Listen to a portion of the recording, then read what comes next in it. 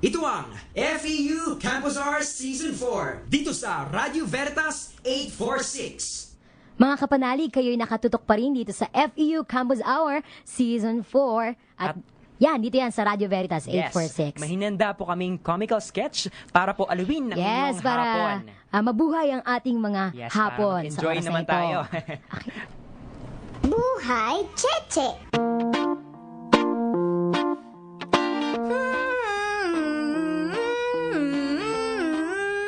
Ano yung sinusulat mo, Cheche? Listahan ng utang?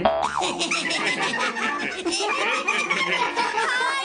Excuse me, hindi ito listahan ng utang nyo. For your information, Bruno, itong listahan ng New Year's resolution. Ako, Cheche, ang sabihin mo, listahan niya ng di mo natapad ng New Year's resolution. Ba't di mo na lang kasi kami gayahin ni Betong no worries? No pressure. In short, perfect. Perfect? Big word! Sus, hiyang-hiya naman ako sa malobo mong tiyan, Betong, at sa naghahabang buhok mo sa ilong, Bruno. Wow! Kung makabanat tong si Cheche, wagas! Ano ba kasing napapala mo sa paggawa ng New Year's resolution kung di mo naman natutupad? Excuse me, Bruno! New Year's resolution ko! Una, to lose weight! Lose weight? Eh, 37 pa rin yung bewang mo eh! Hi! 36 and a half naman! Bakit ikaw, Bruno? Sabi mo, araw-araw ka naliligo! Nag-improve naman ah. Dati, once a week. Ngayon, twice a week naman. Pare, ikaw pala yun eh! Ibig sabihin, immune na ako sa amoy mo! Di ba? Best friend kita. Kaya pala, unti-unti mo na akong pinapatay. Yaman ng dalawa? Ang totoo, isa lang kayo sa 8% namang natutupad ang New Year's resolution. Hindi nga. Alright, alam mo, ang cute ng comic sketch, no? Kung inyo napakinggan talaga mga kapanalig. Kung ma-imagine yung mukha nila, parang baka... ang layo, purutin eh, no? ang layo ng mga itsura niyan sa kanilang mga Nako, boses. talaga. Pero, gayon pa man, pagbigyan natin yung itong texture na to, no? Sabi niya kasi, please repeat about Babylonia. Kay 5678, ayon sa kanya, repeat daw yung Babylonia and about Julius Caesar, no? Monang Albay. Oo. Sabi niya, para ma-summarize na lang natin, ang Babylonia po ang nagpaumpisa ng mga pangako ng mga tuwing pagbubukas ng taon. So sila po yon sa ancient Babylonia na itala yung ganyang bagay. And then kay Julius Caesar naman po, siya po yung nagpangalan ng January. Siya yung nagreforma o nagpatama ng ating kalendaryo. Hinango niya sa Greek god kay Janus. Alright. So balik tayo. Ayan. Yes. So tama si Cheche, mga kapanalig, no, na ayon nga sa isang pag-aaral ng University of Scranton. Parang katunog ng Scantron, no? Yung bubble sheet natin sa school. Okay. So ayon sa University of Scranton, sa Pennsylvania sa Amerika, 8% o 8% lamang ng bilang ng tao ang nakakatupad ng kanilang New Year's resolution. Actually, malaki na rin yung bilang ng mga hindi tumutupad ng New Year's resolution, no? Kasi marahil frustrating lang kung mauwi sa wala yung nasimulan, di ba? Oo. Sabi nga sa pag-aaral ng University of Scranton. Yan. Although 45% ang usually gumagawa ng New Year's resolution, may 38% naman ang naiulat na never gumawa nito. So may hindi pa talaga din gumagawa, talaga. no? So, sige, dito tayo. Basa tayo dito, Kuya Von, ng mga text messages ng ating mga kapanalig, no? Sabi dito ni 8047, ayan, sabi niya, hindi natutupad ang New Year's resolution kasi hanggang salita lang naman ang mga tao. Sa umpisa lang magaling. Ika nga nila. Madaling sabihin, mahirap gawin. Anyway, pwede naman din kasi gawin anytime ang pagbabago, hindi lang sa New Year. Okay, pwede din nga naman. Sabi ni Denise Singson. Okay. Oo, pwede din anytime. Anytime pwede natin gawin ang pagbabago. Hindi lang tuwing taon, maghihintay ka pa tuwing New Year. Maghihintay ka pa ng New Year. Diba? Kung gusto mong magbago, ikaw na, di ba? Huwag mo na hintayin. Anytime. Yes, Pwede mo anytime siya. yan, mga kapanalig. Yes, mga kapanalig. Anytime. Next texter natin. Okay, next.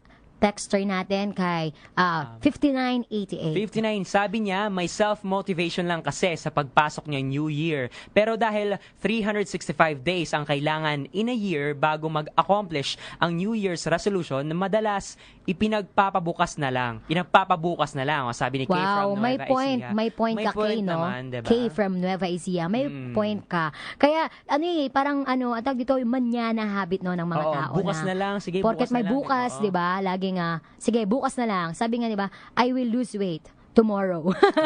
Tomorrow. Pero alam mo, bad habit din yan, di ba? Oo, Kasi oo. malay mo, di ba, bukas, ma-realize mo na, parang, it's too late It's na. too late. Oo. Oo.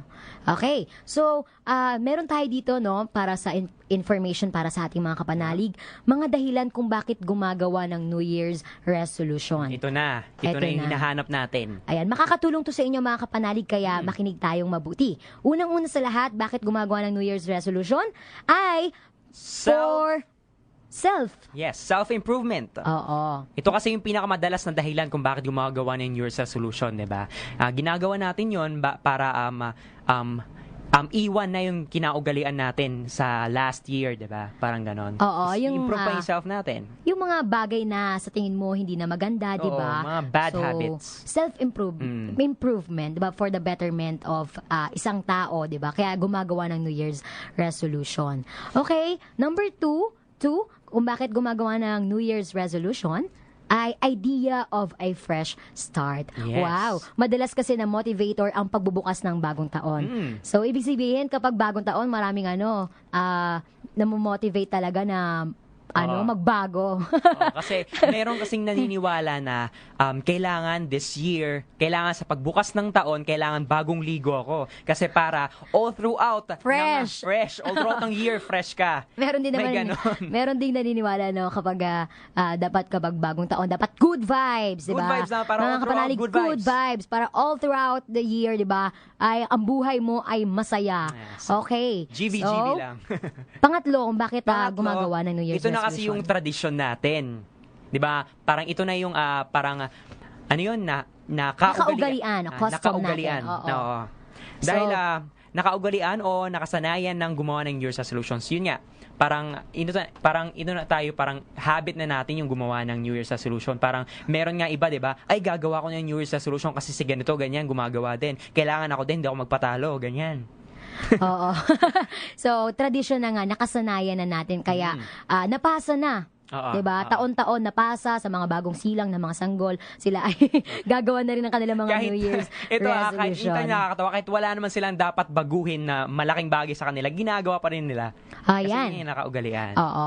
Okay, basa tayo dito sa ating mga text messages, mga kapanalig, no? Sabi dito na 4787.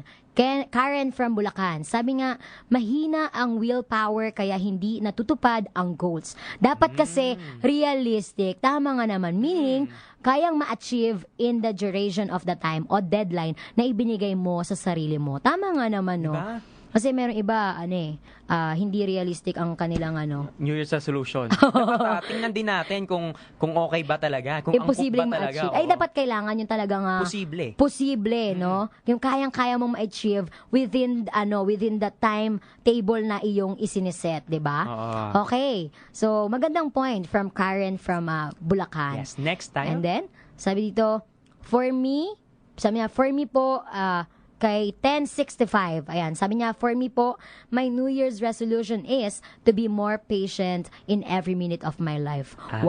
From Rika to Kib. Wow, hello. Maging patient. Ayan, Ay, maging tawag dito, maging mapagpasensya. Oo, kasi- Bakit? Rika, magagalitin ka ba? Oo.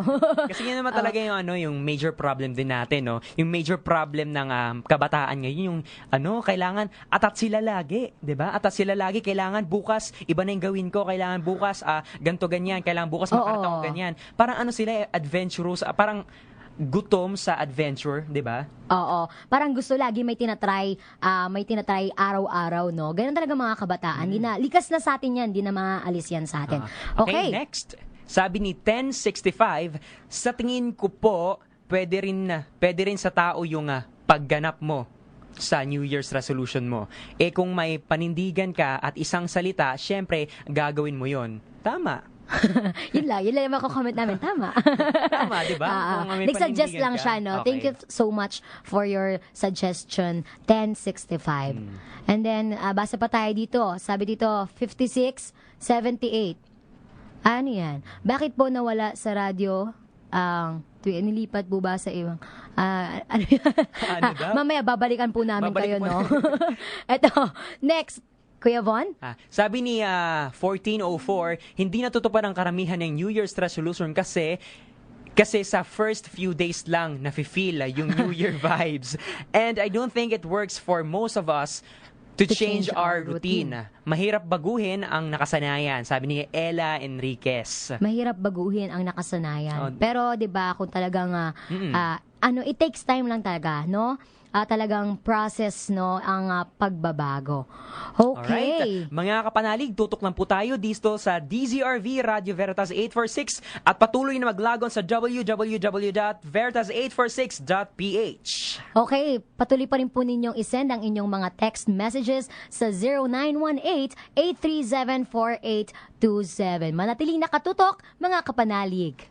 Ito ang FEU Campus R Season 4. Sa Caritas, pinadali nila ang pagtulong sa kapwa sa pamamagitan ng segunda mana. Yung hindi na kailangan, luma man o bago, yun ang ibahagi mo. Ito ang inyong lingkod, Vic Soto. Suportahan natin ang segunda mana.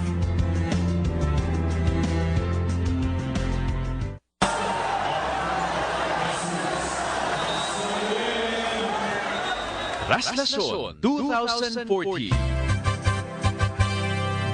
Muli na namang magiging makasaysayan sa mga deboto ang pagdiriwang ng traslasyon ng Poong Jesus Nazareno. Naway maging matibay ang ating pananalig sa Panginoon sa pamamagitan ng ganitong pagdiriwang. Traslasyon 2014, Debotong Laiko ng Poong Jesus Nazareno. Tapat na katiwalang nagdarasal, sumusunod at sumasaksi. Pakinggan ang Veritas 846 Radyo Totoo sa special coverage. Raslasyon 2014, Huwebes, ika-9 ng Enero at mag-log on sa www.veritas846.ph. Raslasyon 2014. Nuestro Padre Jesús Nazareno, niluluwalhati ka namin.